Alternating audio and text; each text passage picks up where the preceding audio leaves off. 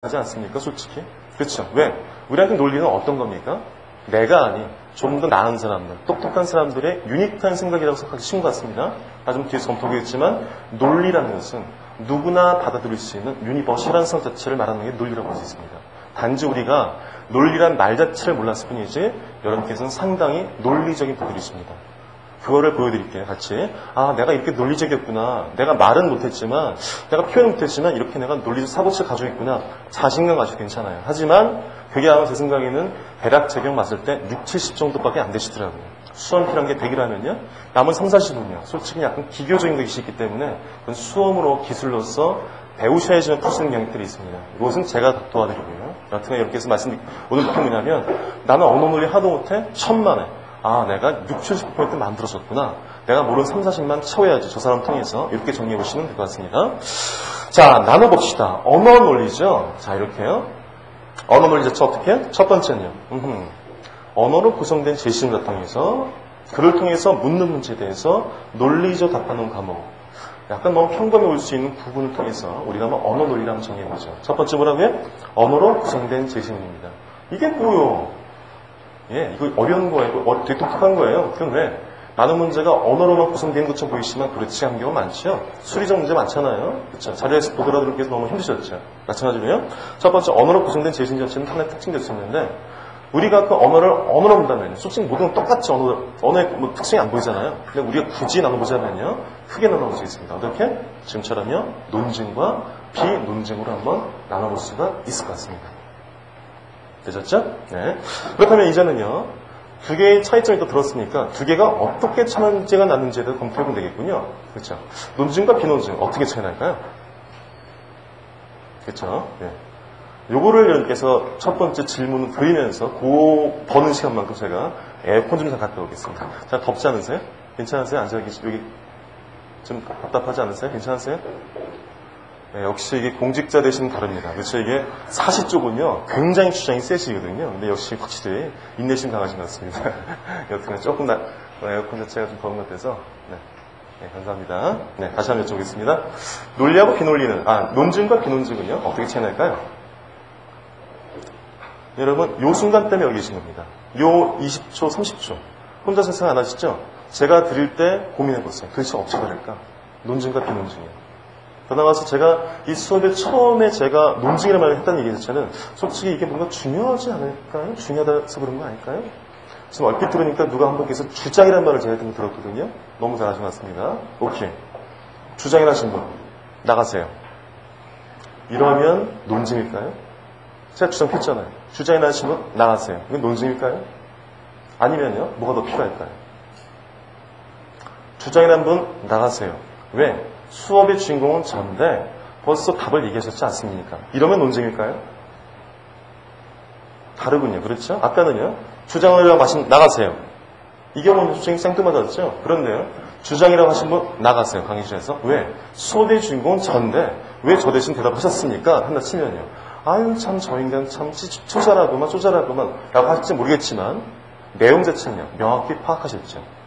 여쭤보겠습니다. 주장과 뒤에 붙인 말 자체 저는 수업의 주인공이 저지 않습니까? 라는 말 자체 얘는 어떻게 표현하셔야 될까요? 주장과 처음이시죠? 네, 주장과 전자로 이루어진 말묶음이 바로 논지라고 보시면 됩니다. 정리해드릴게요. 한번 봅시다. 첫 번째 위에다 잠깐만 적어보시겠어요? 첫 번째 목적에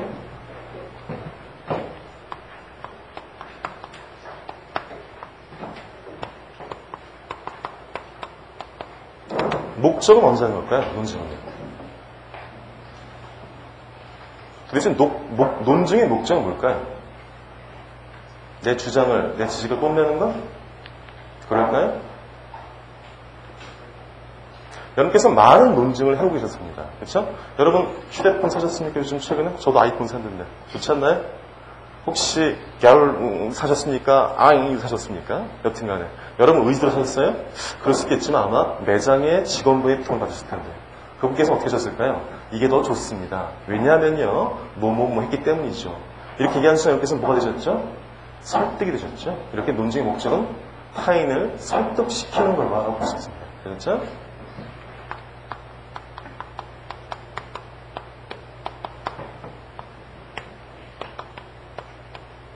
수단은 뭘까요? 우선 방법부터 봅시다. 방법은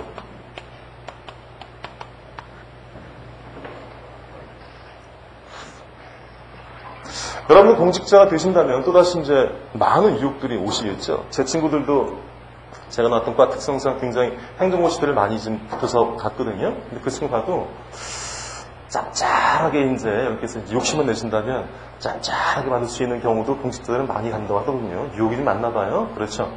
자, 뭘로요? 뭐 미인계로서 넘어갈 수도 있고요. 아니면 제가 돈을 드리면서 저는 잘 봐주십시오. 이렇게 될 수 같기도 한데요. 어떻게 해요? 돈이건 아니면요, 뭐 미인계, 뭐 외모건 아니면요, 뭐 힘이건 이런 방법인지 아니면요, 논증에서는요, 이성적 방법인지. 그렇죠. 바로 이성적 방법이 되겠죠. 그렇죠. 자, 이제는요, 목적과 방법이 나왔으니까요. 두 번째는요, 뭐 수단과 뭐냐면 형식과 내용 좀 정리해 볼까요? 형식은요, 어떤 형식일까요? 그렇죠. 논증의 형식은 뭘까요? 여기 아까 뒤에 정리하겠지만, 이 바로 주장과 기본 일사건 전제라고 보시면 돼요.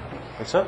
따라서 뭐냐면 어떤 논증이 나온다 치면 이 논증 자체는요, 주장과 전제로서 나눠볼 수가 있을 겁니다. 그렇죠? 네 번째는요, 내용이 뭘까요? 이제는 형식 나왔던 내용이죠.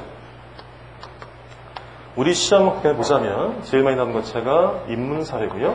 인문지문, 사회, 과학, 그다음에 역사. 이게 가장 빈출하는 소재라고 보시면 됩니다. 보통은요, 대학이든 학문이든 간에 가장 중요한 건 뭐지? 솔직히요, 이해잖아요. 뭐 설득이 어디 있습니까? 이성이 어디 있고요. 그냥 뭐냐면 지식 외우시면 되는 게임이잖아요. 하지만 바꿨죠, 순서 자체가. 앞으로 여러분께서 공부는요, 예 자체가 중요한 거 아닙니다. 그렇죠? 중요한 것은요, 바로 위에 있는 논증, 타인의 설득할 목적으로 얼마큼 이성적으로 이것 자체가 주장 논쟁가 잘 개진되었는지 여기를 확인해보는 게 우리의 주된 목표라고 보시면 될 것입니다. 특히 제가 왜 논증을 강조드리냐면 저는 추리 논증에서도 논증 쪽을 조금 강화해서 말씀드리고 있거든요. 그 이유는 뭐냐면 문제 내고 초창기에는요, 추리형 문제, 한마디로 뭐냐면 추론형 문제, 뭐 논리게임 문제 좀 이따 공부하시겠지만요, 이런 문제들이 되게 어려워 보이고 되게 뭐냐면 있어 보여요. 그런데 막상 공부를 하다 보면 정말 딱한스러운요, 논증적 문제를 보시면 돼요. 그나마서 여러분께서 필요하신 건 뭐죠? 여러분이 가진 능력이 필요한 게 뭡니까? 뭐 수학 계산에서 그냥 뭐 참거짓 문제에서 논리게임 풀어가는 것, 뭐 이 외계인 이 나라에서는 참만만한 사람도 거짓말하는 사람이 있다. 그 중에서 다음 중 참인 것은 이런 문제 있잖아요. 게임 형식 문제 푸는 것 자체예요. 이래들은 솔직히 그냥 우리 실생은 그렇게 크게 완전 관련 있다고 볼 수는 없겠죠. 근데 논증 문제는요, 그렇지 않죠. 여러분이 일상인이 되던 아니면 공직자 되시는 간에 가장 필요한 능력 자체가 논증이라고 보시면 됩니다. 이걸 반영해서인지 2011년도 오늘 자료 드린 거 있죠? 그 기출이요. 2011년도 문제는요, 기존의 문제와 상당히 다른 형식을 보이기 시작했습니다. 키셋에서. 어떻게?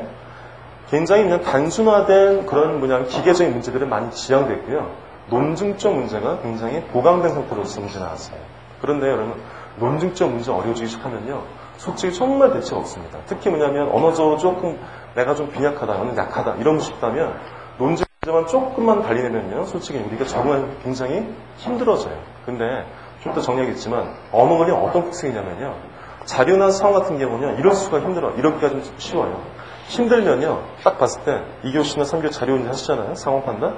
딱 봤는데 와 힘들다. 그때 너무 답답해 하실 필요 없어요. 자료와 상황 같은 경우는 내가 힘들면 대부분 정말 천재 있는 한돈 빼고 나서 다 힘든 게임이에요. 근데 언어는 어떤 특징이냐면 솔직히요, 언어적 타고난 사람 자체는요, 제시문 자체가 어렵든 쉽든 간 점수가 비슷하게 나오는 경우 몇 개에서 많이 보셨을 거예요. 근데 어느 점수가 안 나오신 분이요, 제시문이 쉽든 어렵든 간에 점수가 또 비슷하게 나온다. 따라서 그건 왜 그러냐면 자료나 상황 같은 게 문제가 어렵다는 얘기 자체는 문제 풀이 과정이 많이 걸린다는 얘기예요. 복잡하게 계산해야 돼요. 머리가 좋더라도 푸는 시간이 어차피 비슷하게 걸린다는 얘기 하는 거죠. 근데 언어적 논리가 어떠냐면 읽는 건 얼마 안 걸려요. 제시문 있는데 1분 내적으로 하면 시간 걸리실 겁니다. 그런 다음에 문제는요, 답을 찾는데 머리를 쳐드시죠. 이게 빠른 분이 있고 어려운 분이 있다는 말씀드린 거죠. 따라서 언어적으로 감이 빠른 시간에 연습되신 분이 있다면 충분히 빠른 속도로 해서 문제를 풀 수가 있는 반면에 그렇지 않은 분이 있다면 읽게 읽는데 제시문 자체가 소화가 안 된 상태에서 계속 반복될 수밖에 없는 그런 악순환을 날 수밖에 없을 것 같아요. 그런데 거기에 대한 솔루션을 제가 드린 게 뭐냐면 논증이라고 보시면 돼요. 이 논증은 뭐냐면 우리가 수학적인 정교함만큼 그렇게 문장을 잘라볼 수 없지만 문장 자체를 우리가 예상하고 예측할 수 있고 그게 뭐냐면 우리가 정리할 수 있게 도움을 주는 도구라고 보시면 돼요. 따라서 인도 논문을 배우시면요.